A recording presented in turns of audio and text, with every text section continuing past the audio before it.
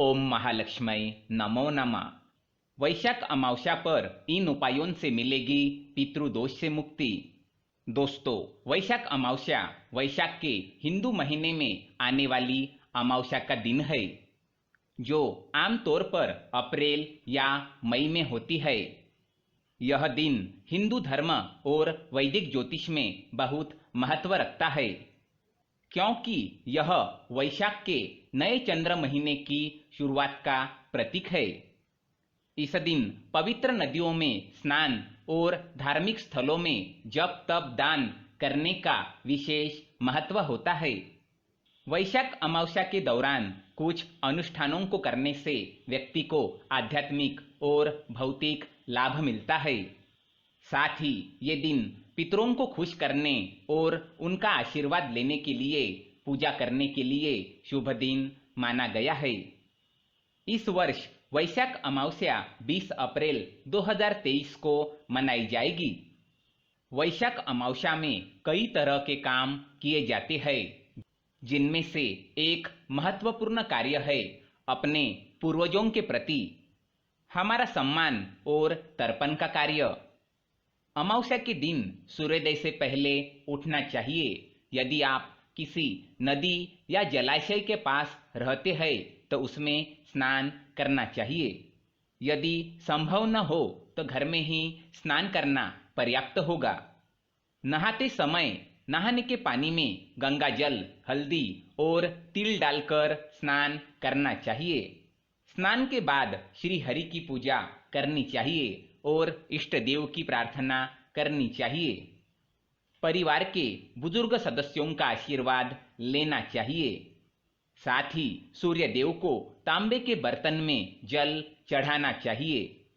सूर्य देव की पूजा करने के बाद अपने पूर्वजों का स्मरण करना चाहिए। वैशाख अमावस्या के दिन तिल को पानी में डाल दे या दान में दे सकते हैं। पितरों की आत्मा के शांति के लिए तर्पण और व्रत करना चाहिए।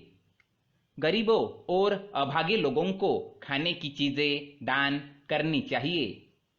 वैशाख अमावस्या के दिन पीपल के पेड़ की जड़ में दूध और जल डालना चाहिए। शाम के समय पीपल के पेड़ के सामने सरसों के तेल का चौमुखा दीपक जलाना चाहिए।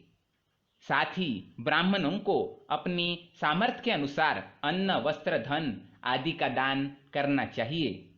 वैशाख अमावस्या के संबंध में कहा गया है कि यदि कोई व्यक्ति अपने पूर्वजों के निमित्त तर्पण नहीं करता है तो उसके पूर्वजों को कष्ट होता है। जातक पितृदोष से भी पीड़ित होता है। गरुड़ पुराण के अनुसार जब तक पितरों का श्राद्ध नहीं किया जाता तब तक उन्हें मोक्ष की प्राप्ति नहीं होती है। इसलिए पितृतर्पण को महत्व दिया गया है, क्योंकि अमावस्या पितरों को समर्पित होती है। एक प्राचीन ग्रंथ के अनुसार भगवान राम ने अपने पिता दशरथ का श्राद्ध और तर्पण किया था, जिससे उनके पिता को मोक्ष की प्राप्ति हुई और उनकी आत्मा स्वर्गलोक की ओर प्रस्थान कर गई। इसके अलावा यदि किसी व्यक्ति की कुंडली में पितृदोष बनता है या परिवार में शांति का अभाव रहता है, संतान सुख नहीं मिल पाता है, जीवन में सफलता और सुख नहीं मिल पाता है, तो ऐसी स्थिति में पितृदोष का पालन करना चाहिए। ऐसे उपाय करने चाहिए जिससे कि जीवन में सकारात्मकता मिलेगी। यदि कोई व्यक्ति वैशाख अमावस्या के दिन व्रत का पालन कर रहा है तो उसे शुद्ध और सात्विक आचरण का पालन करना चाहिए। यह वह समय है जब शरीर और आत्मा दोनों को शुद्ध होना चाहिए। धर्मशास्त्रों में मन, वचन और कर्म की पवित्रता को हमेशा महत्व दिया गया है। इन सब में मन की पवित्रता को सर्वाधिक महत्व दिया गया है। मानसिक रूप से शुद्ध तपस्या हमारे अंतःकरण को शुद्ध करती है और हमारी आत्मा को भी पवित्रता से भर देती है। यदि व्रत करना संभव न हो तो सात्विक भोजन करने से जीवन की अशुद्धि कम होती है। यह स्थिति तन और मन दोनों की पवित्रता को प्रभावित करती है। अब जानते हैं वैशाख अमावस्या कथा के बारे में। वैशाख अमावस्या को लेकर कई कथाएं प्रचलित है, जिनमें से एक कथा यह भी है कि प्राचीन काल में एक नगर में धर्मवर्ण नाम का एक ब्राह्मण रहता था। वह ब्राह्मण शुद्ध और सात्विक प्रवृत्ति का था। वे निर्धन होते हुए भी सदैव मन और कर्म से शुभ कार्यों में लगे रहते थे। वह हमेशा जरूरतमंदों की मदद करते थे। वह हमेशा संतों और ऋषियों का सम्मान करते थे। सत्संग में भी भाग लेते थे।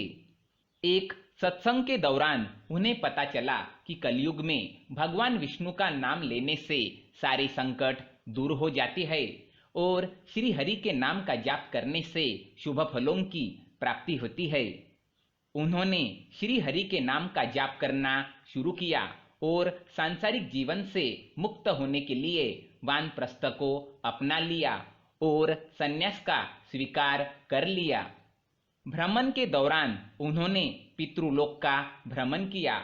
वहां वह देखते हैं कि उनके पूर्वजों को कष्ट हो रहा है। धर्मवरन जब इस कष्ट का कारण पूछते हैं तो पूर्वज बताती है कि सांसारिक जीवन का त्याग करने और गृहस्थ जीवन का पालन न करने के कारण उनका परिवार आगे नहीं बढ़ सका और इसके कारण वे पीड़ित है। अगर धर्मवरन को संतान नहीं होगी तो पिंडदान कौन करेगा? हम भोगते रहेंगे और मुक्ति नहीं मिलेगी। इसलिए हमारी मुक्ति के लिए आप गृहस्थ जीवन का पालन करें और हमारी मुक्ति का मार्ग खोलें। और आने वाली वैशाख अमावस्या के दिन हमें पिंडदान दे। यह सुनकर वह अपने पूर्वजों को वचन देता है। वह संन्यास को त्याग देता है और सांसारिक कार्यों को पूरा करते हुए गृहस्थ जीवन में प्रवेश करता है।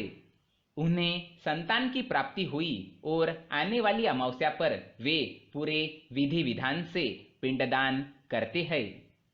ओम महालक्ष्मये नमो नमः। धन्यवाद।